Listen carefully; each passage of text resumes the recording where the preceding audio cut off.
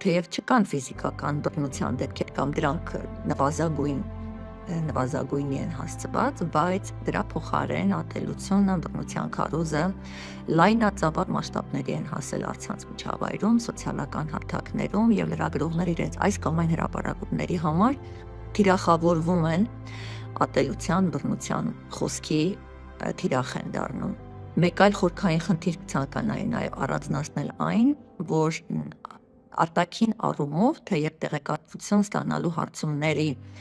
ճնշող մեծամասնությունը ստանում է պատասխաններ, բայց բովանդակային առումով այդ պատասխանների մեծ մասը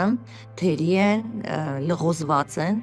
եւ փաստացի լրատվամիջոցը ստանում է պատասխաններ ուղարկած տեղեկություն ստանալու հարցմանը,